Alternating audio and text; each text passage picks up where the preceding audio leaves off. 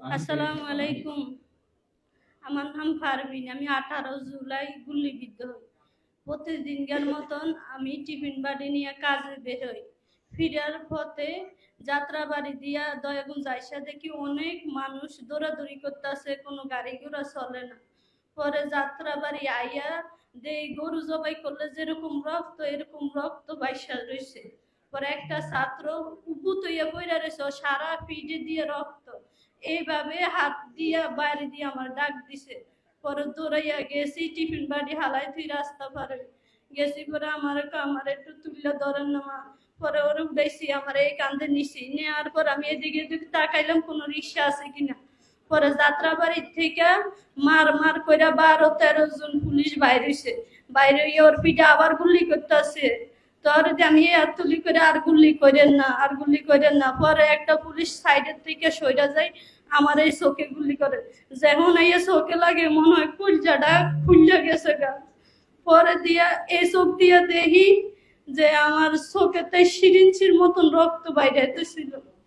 পরে এই চোখ ধর্ম না ওরে ধর্ম আমি কোনো দিক পাই না, রক্ত দেই আমার কাঁপানে উঠে গেছে গাছ। চোখে এমন একটা যন্ত্রণা, এটা বুঝাইয়া বাসা নাই।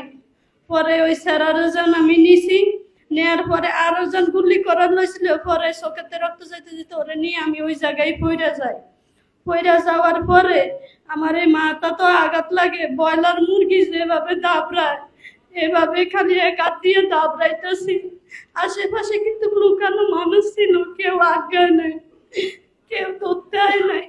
সেদিনকার কথা মনে পড়লে আমি আজও আমার আত্মা কাঁপে। কল্পনায় ঘুমাইতে গেলে সেদিনকার কথা বাসাতে উঠে।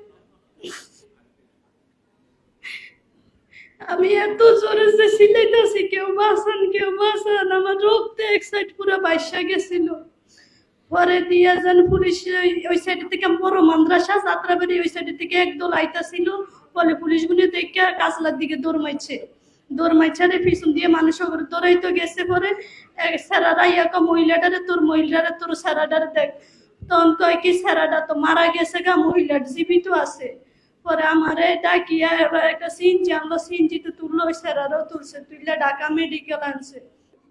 আমি যখন দেখছিলাম যে আমার অসংখ্য ভাই গুলিবিদ্ধ হচ্ছেন, শাহাদাত বরণ করতেছেন, তখন আমি আসলে নিজেকে রাখতে পারিনি ঘরে। আমি দুপুরবেলা বের হয়েছিলাম যাত্রাবাড়িতে, কাজলা ফ্লাইওভারের পাশে। ওখানে পুলিশের ধাওয়া পাল্টা দেওয়ার এক পর্যায়ে আমি আহত হয়ে প্রচণ্ডভাবে, পুলিশের ছররা গুলিতে আমি প্রচণ্ডভাবে আহত হই। 4 তারিখে আমি মিছিলের সাথে পিলখানার দিকে যাচ্ছিলাম। আওয়ামী লীগের সন্ত্রাসীরা আমাদের মিছিলের দিকে গুলি ছড়ে, কিন্তু আমরা তবু এগিয়ে যাচ্ছিলাম। এক পর্যায়ে দুপুর 1টার দিকে আমি দেখতে পেলাম আমার 5 জন গুলি খাওয়া মারা গেলেন। তবু আমরা এগিয়ে যাচ্ছিলাম। পরে আমার বাম পাশে এসে একটা গুলি লাগলো। সেই গুলিতে রক্ত যখন পড়া শুরু হলো, আমি কালেমা পড়ে মনে করলাম ইনশাল্লাহ শাহাদাত বরণ করলাম। আমি আর বলতে পারি না। পরে আমি হাসপাতালে, পপুলার হাসপাতালে 4টার দিকে দেখি যে আমি হুঁশ ফিরলাম। হুঁশ ফিরে আলহামদুলিল্লাহ বললাম এবং সন্ধ্যা পর্যন্ত আমি থাকলাম। থাকার পরে হাসপাতাল আমাকে বললো ভাই থাকা যাবে না, পাড়া যদি সন্ধ্যার পরে আসে আপনাদেরকে মারি হেরে দেবে। তখন আমাকে ইস্কাত তুলে দিল, আমরা চলে গেলাম বাসায়। আমি আদর্শ বিদ্যানিকেতন স্কুলে বনশ্রী ক্লাস 10-এ ছাত্র। আমি যখন কোচিং থেকে আসি 20 জুলাই, কোচিং থেকে আসার পরে আমি যখন বন্ধুর সাথে আন্দোলনে যাই, তখন ওখানে দেখি যে পুলিশের গুলি করতেছে।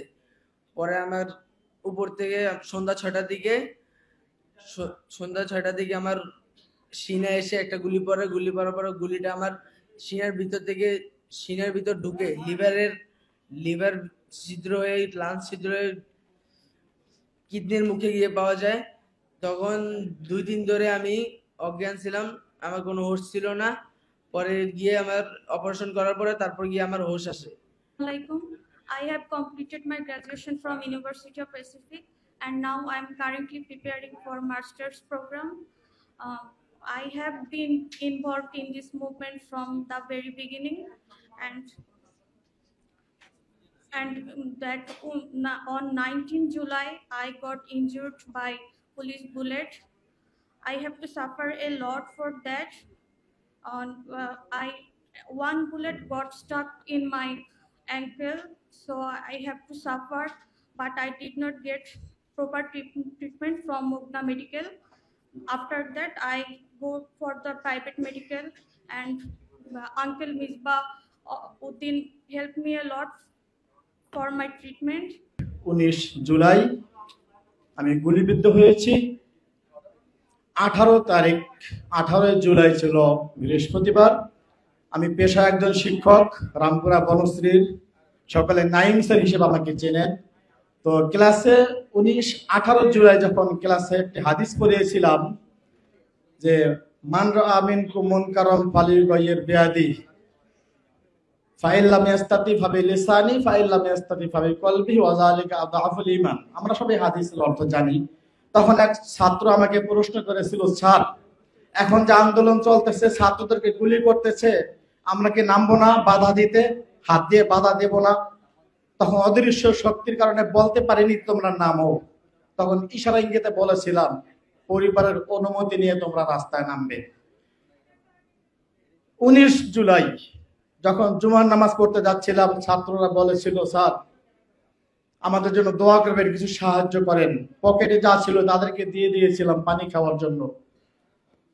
নামাজের পরে যখন দেখলাম আমার ছোট ছোট ছাত্ররা বনশ্রীর চোখে গুলি খাচ্ছে, মাথায় গুলি খাচ্ছে, আমার চোখের সামনে দিয়ে রিকশা নিয়ে যাচ্ছে, তখন নিজের বিবেকের তারা নিজেকে স্থির রাখতে পারেনি। তাদেরকে পরিপূর্ণ সাপোর্ট দেওয়ার জন্য আমিও রাস্তায় নেমেছিলাম। তখন সেই পুলিশ বাহিনী কুলাঙ্গার যারা পুলিশের সদস্য রয়েছিল তারা দূর থেকে টার্গেট করে গুলি করেছে। লাইভ বুলেট যাকে বলে, জীবন বিধ্বংসী। আমার পায়ে এখনো গুলি রয়েছে। আমি যে অবস্থা আপনাদের সামনে দাঁড়িয়েছি, একটি গুলি পায়ের ভিতরে রয়েছে, 6 ইঞ্চি গুলি, 10টি রড বসানো, 4টি রিন বসানো, 5 কেজি ওজন হবে প্রায়। তারপর আল্লাহর শুকরিয়া, আমিরে জামাত যখন পঙ্গু হাসপাতাল আমাদেরকে দেখতে গিয়েছিলেন, তখন আমি বলেছিলাম, আমাকে তিনি জিজ্ঞেস করেছিলেন এখন শরীরের অবস্থা কেমন। আমি বলছিলাম, স্যার শরীরে অনেক ব্যথা, শরীরে প্রচন্ড ব্যথা, কিন্তু মনে কোনো ব্যথা নাই। জাতিকে আমরা মুক্ত করতে পেরেছি। কদমতলী থানার ছাত্রলীগ যুবলীগ আমাদেরকে পিছন থেকে ধাওয়া করে। ওদের হাতে ছিল ধারালো অস্ত্র এবং কি লাঠি সোটা। তো আমার চোখের সামনে একটা ছেলের হাত নিয়ে গেছে ওরা। তখন থেকে আমি প্রতিজ্ঞা করছি যে এই বিজয় শেষ না পর্যন্ত আমি ঘরে যাব না। তখন অনুমানিক রাত 8:45 বাজে। তখন আমরা অবস্থান যখন করি, তখন ওরা আমাদের পিছন থেকে আক্রমণ করে। পিছন থেকে আক্রমণ করার কারণে আমরা পড়ে যাই। পড়ে যাওয়ার পরে আমাকে ওরা তুলে নিয়ে যায়। তুলে নিয়ে যাওয়ার পরে ওরা আমাকে অনেক বেদম মারধর করে। ওরা এখানে ছিল 50 থেকে 60 জন লোক। ওইখানে আমারে মাটির সাথে পাড়াই, লাঠি দিয়ে, রড দিয়ে অনেক মারধর করে। এবং কি আমার রক্ত আমি নিজে খাওয়া লাগছিল। আমার যখন মাথা ভাবে পায়ে দিয়েছিল, তখন আমি প্রথমে পড়ে যাই। পড়ে যাওয়ার পরে ওরা আমাকে থামে নাই, পুরা শরীরের রড দিয়ে অনেক আঘাত করতে থাকে। আঘাত করার পরেও যখন আমি একটু নাড়াচাড়া করি, উপরে উঠতে চেষ্টা করি, তখন ওই আবার আঘাত শুরু করে। তো পরে এমন অবস্থায় পরে পুলিশে আসে, পুলিশে আমারে পায়ে টাকায় গুলি করে। এবং কি তখন ওখানে পড়ে থাকি। পড়ে থাকার পরে আমার ফ্রেন্ডরা উঠে নিয়ে পরে হাসপাতালে ভর্তি হয়।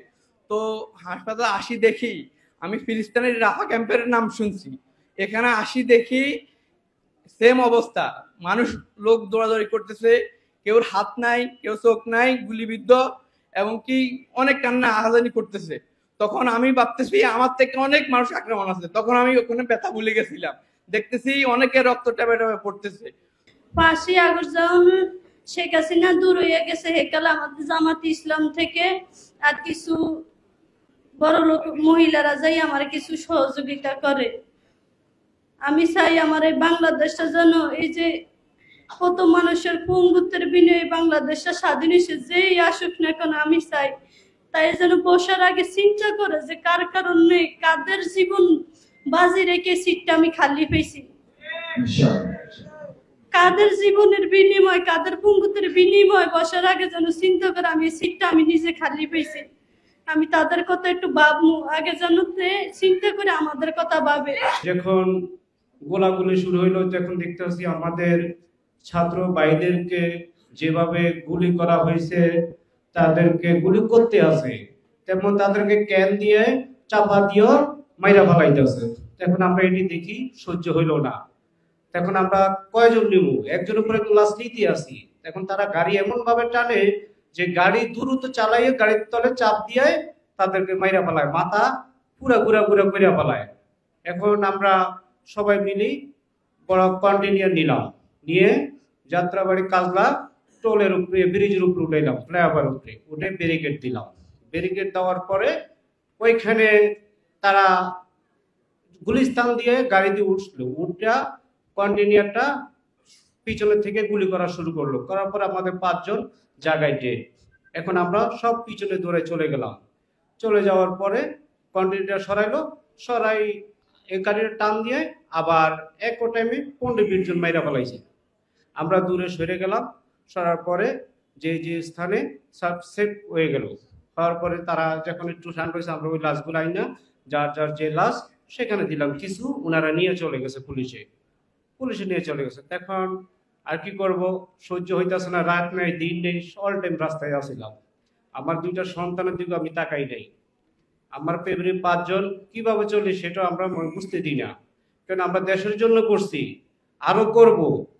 তারপরে 5 আগস্টে যাত্রাবাড়ি যখন আমরা ঘেরাও দিয়েছি, যাত্রাবাড়ি ঘেরাও দিয়েছি, ঘেরাও দেওয়ার পরে এখন হঠাৎ করে যাত্রাবাড়ির থানার ভিতর থেকে সমানে গুলি করা শুরু করছে। এখন 47 দিয়ে গুলি করতেছে। করার পরে আমি কয়জনকে সরাইলাম, আরেকটা লোক সরাইতে যে আমার ডাইন পাও দিয়ে গুলি ঢুকা বাম পায়ে যে গুলি আটকে গেছে।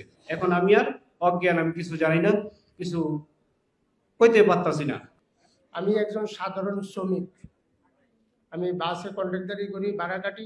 নোয়াখালী থেকে আওয়ামী লীগ ফেসিবাদের একটা বড় মিছিল বাইরে ওরা আমাদেরকে প্রতিহত করার জন্য পুলিশ বাহিনী আছে, পুলিশ বাহিনী সরাসরি গুলি করে। এই গুলির সময় দেখা গেছে যে গাড়ির গ্লাসে গুলি পড়ে, সেই গ্লাস চুরমার হয়ে ভেঙে আমার একটা মাথায়, একটা এই বাম চোখের এই পাশে আইসা গ্লাস ঢুকার পরে সেখানে আমি লুটে পড়ে যাই। আমি 20 জুলাই রামপুরাতে আহত হই। আমার স্নাইপারের গুলি ছিল আমার পিঠে বিদ্ধ হয়ে আপনার পিঠের উপর দিয়ে বের হয়েছে। আমার ক্ষতিগ্রস্তের অবস্থা, 4টা খাদ্যনালী ছিঁড়ে গেছে, আমার ফুসফুস ছিঁড়ছে এবং একটা কিডনি ড্যামেজ। বর্তমানে এখনো আমি চিকিৎসাধীন অবস্থায় আছি। আমি আহতদের বিষয় থেকে একটা কথাই বলবো, আমার জোর দাবি থাকবে যে ফ্যাসিস্টদের বিচার যেন ইনশাল্লাহ কনফার্ম হয়। আমি এদের ফাঁসি চাই, সর্বোপরি এদের বিচার আমাদের নিশ্চিত দেখতে হবে, এটাই আমাদের চাওয়া। আমি 5ই আগস্ট যাত্রাবাড়িতে দুপুর 2:30 বাজে যখন শহীদ মিনারের দিকে আমাদের প্রায় 1000 খানেক ছেলেপেলে, যখন আমরা সবাই শহীদ মিনারের দিকে আসতে বিজয় মিছিল নিয়ে আসি, যাত্রাবাড়ি থানা থেকে একটা, আপনারা হয়তো ভিডিও দেখেছেন, শত শত পুলিশ ম্যাসাকার করে ফেলছে সেই স্পটের। সেখানে কত মানুষ মারা গেছে, এখনো আমি রাত্রেবেলা ঘুমালে আমার এখনো কানে গুলি বা সাউন্ড বাজে। ওইখানে যে কি বর্বরতা ছিল সেটা বলার মতো না।